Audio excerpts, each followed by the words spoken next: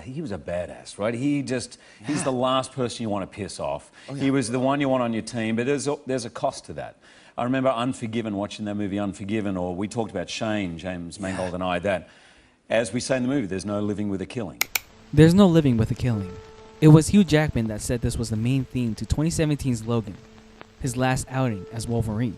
This line was also delivered in the 1953 Western Shane. Joey, there's no living with a killing. There's no going back from one. Right or wrong, it's a brand. When asked about the need to make the film an R rating, he added there were consequences. It has something to say about violence, that there is ramifications. So he said it again in an interview with Variety, consequences and repercussions of violence. Why is this important to the psychology of Wolverine? It was in issue 162 of the Uncanny X-Men, where Wolverine delivered a famous line, "I'm the best there is at what I do, and what I do isn't very nice." Sure, it's a cool, badass line, but what happens if you start adding weight behind those words? Comic book movies have never really tackled the idea of mortality. In fact, it's elusive for our favorite heroes. Our characters seem to always resurrect in some way, or it's a big fake out. Then there's the other side of the spectrum, where bad things happen to bad guys, but they're fleeting and set up as mere punching bags. Honestly, I hate working here. They are so weird. You never at any point feel anything bad for the foot soldier. Logan, however, tells a much different story. There are no quips, no funny one-liners. Logan asks that you take the world seriously. In order to tell the story that James Mangold and Hugh Jackman wanted to tell, they felt it was imperative that the film needed to be an R rating. Logan is a killing machine, and more often than not, we see him go through a berserker rage. At some point, the toll would catch up to him. Death and its consequences are at the forefront of this film. The R rating allows the film to portray this idea viscerally without the sugarcoating most films opt to take. The R rating works for the film's narrative because it gives much needed context to the film. James Mangold said this: "The scenes can go deeper and can be written for adults. Not just language, not just violence, as you're saying, but the themes can be more interesting. The words they're using can be more complicated. The ideas can be more complicated."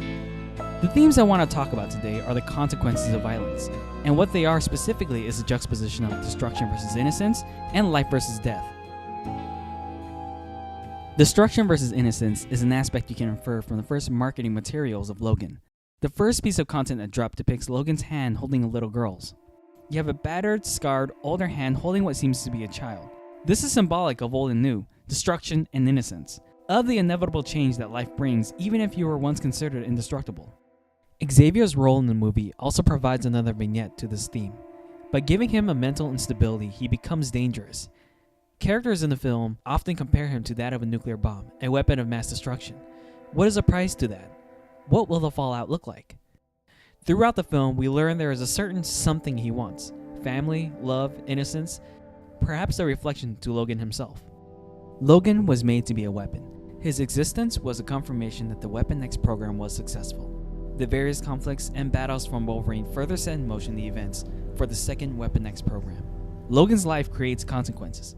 That consequence may be Laura X-23, innocence born from the product of destruction. Logan treats death heavily. I want to talk a bit about that scene in the hallway in Las Vegas. While portrayal of people dying in film contains a lot of blood and gore, this scene in particular really brings home a point. You can literally see the life being squeezed out of every soldier in the hall as he takes strike. It's slow.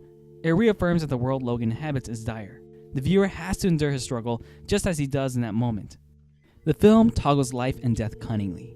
Death isn't as silent as you think, it's loud. It reinforces the idea that he believes everyone I care about dies.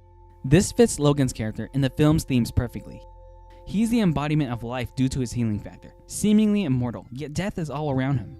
There's an interesting juxtaposition to be seen here. In an interview with James Mangold by Dan of Geek, he commented about the crux of death and how it comes into play.